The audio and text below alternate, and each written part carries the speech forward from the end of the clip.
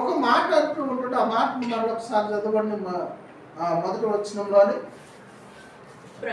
1వ అధ్యాయం 1వ వచనం.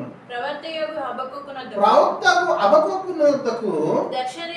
దర్శన రీతిగా వచ్చిన దేవోక్తి యెహోవా నేను మొరపెట్టినను నీవు ఎన్నాళ్ళు ఆలకింపకుందువు, బలాత్కారము జరుగుచున్నదని నేను నీకు మొరపెట్టినను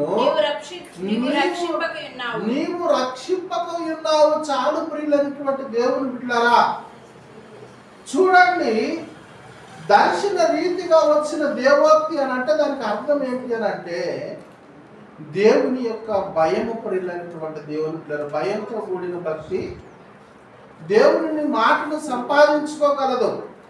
ఇప్పుడు పట్టుదల గల మనుషుడు ఏం చేస్తూ ఉంటాడంటే దేవుని చిత్తమును మాట్లాడాలి, దేవుడు నాతో మాట్లాడాలి అనేటటువంటి మనుషుడు, పట్టుదల గల మనుషుడు ఏం చేస్తాడనంటే రోషము గల ప్రార్థన చేస్తూ ఉంటాడు. అయ్యా నీవు నాతో మాట్లాడాలి. కొంతమంది అంటూ ఉంటారు, నువ్వు మాట్లాడే దేవుడివి, మాట్లాడని రాయువు కాదు, చెట్టువు కాదు, పుట్టవు కాదు, లేదు ఒక మనిషివి కాదు, నువ్వు మాట్లాడగలిగినటువంటి సజీవుడైనటువంటి దేవుడు నీవే అనేసి అందరం మాట్లాడుతూ ఉంటామండి. ఆమె హల్లెలూయా.